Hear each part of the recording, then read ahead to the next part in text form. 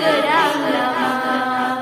दिनै 5 सेप्तेम्बर फोरोंगिरिनि गोथार सान दिनै 5 सेप्तेम्बर फोरोंगिरिनि गोथार सान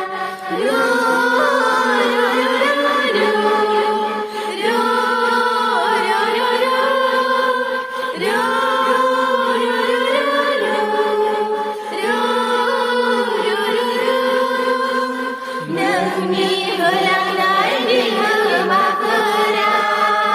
मुलुगाव जोंखौहाय फारि फारि नोंनि गोसोनि सानस्रियैनो थुलुंगा मोनबाय जोंबो थांखियाव सहैनायनि नोंनि होलांनाय बिहोमाफोरा मुलुगाव जोंखौहाय फारि फारि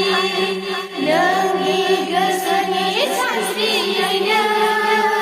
थुलुंगा मोनबाय जोंबो थांखियाव सहैनायनि अराय सम नोंनि मुङा बुहुमाव जोंना थाबाय जोंथि आलारि जाना नुजाफैबाय जोंनि सेराव दिनै 5 सेप्तेम्बर फोरोंगिरिनि गोथार सान दिनै 5 सेप्तेम्बर फोरोंगिरिनि गोथार सान फै जों बयबो बिथांखौ मान खालामनि फै जों बयबो बिथांखौ गोसोखांनि फै जों बयबो बिथांखौ मान खालामनि फै जों बयबो बिथांखौ गोसोखांनि